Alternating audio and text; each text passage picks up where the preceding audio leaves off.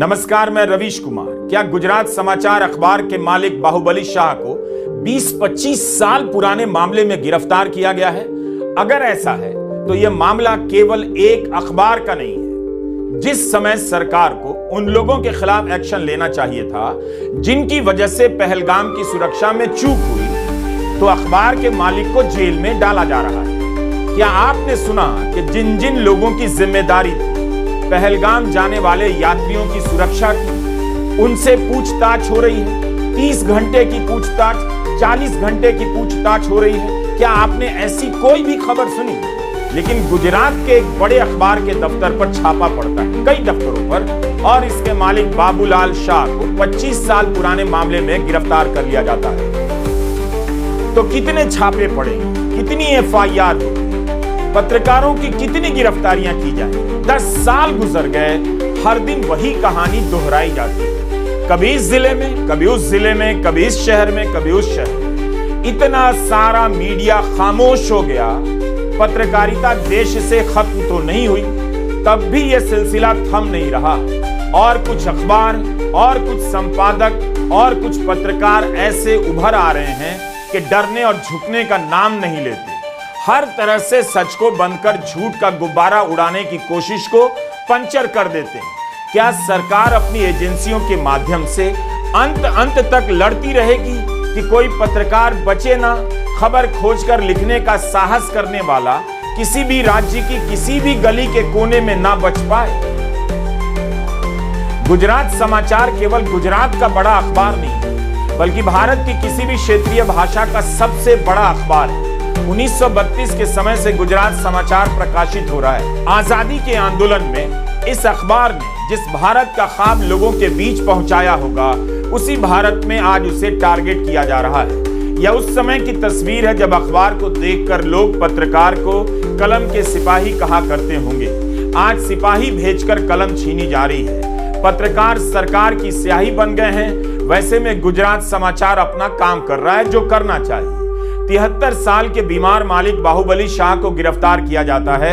उनके छोटे भाई और प्रबंध संपादक श्रेयांश शाह भी 70 पार कर चुके हैं। उनसे भी 30-30 घंटे तक पूछताछ हुई है। बीमार चल रहे बाहुबली शाह को गिरफ्तार कर लिया जाता है और अब उन्हें 31 मई तक के लिए अंतरिम जमानत दे दी गई है। क्या इस तरह से प्रेस पर अटैक होता रहेगा?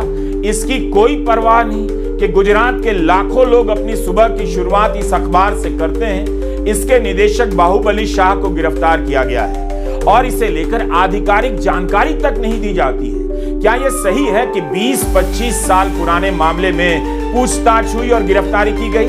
वह भी तब गिरफ्तारी हुई जब इसी 17 अप्रैल को गुजरात समाचार के प्रबंध संपादक और जीएसटीवी के मालिक श्रेयांश शाह की पत्नी और गुजरात समाचार की एक और संपादक स्मृतिबेन का निधन हुआ।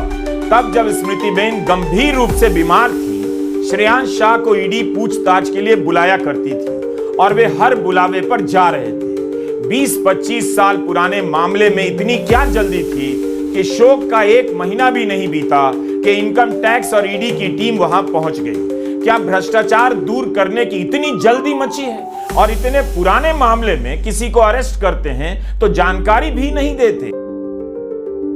कहा जा रहा है कि तमाम छापों और पूछताछ के बाद कुछ नहीं मिला तो पुराने मामले में गिरफ्तारी कर ली गई। एक अखबार के मालिक की गिरफ्तारी का मामला है। गिरफ्तार करने वाली एजेंसी की तरफ से तुरंत बयान तो आना ही चाहिए था। हिंदुस्तान टाइम्स में मौलिक पाठक की रिपोर्ट छपी। अखबार के editor in chief Shreyansh Shah ने छापे और अपने भाई की गिरफ्तारी को राजनीतिक प्रतिशोध की कार्रवाई बताया है। उन्होंने कहा है कि 36 घंटे तक छापे पड़ने के बाद बिना लिखित नोटिस के ईडी ने बाहुबली शाह को गिरफ्तार कर लिया।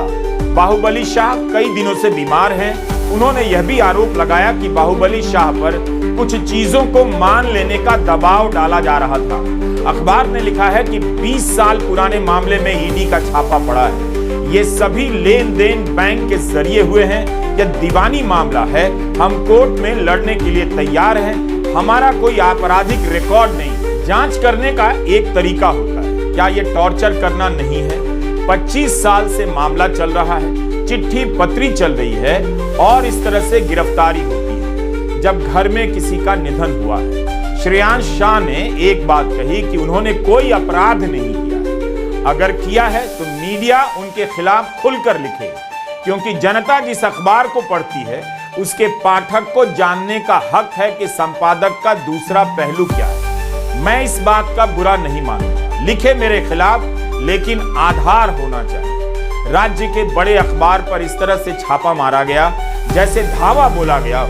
कई दफ्तरों में बड़ी संख्या में अफसरों ने घंटों छापे मारे। प्रधानमंत्री मोदी के राज्य का अखबार है, जहां वे 13 साल मुख्यमंत्री रहे। क्या उन्हें प्रेस की आजादी पर हमला नजर नहीं आता?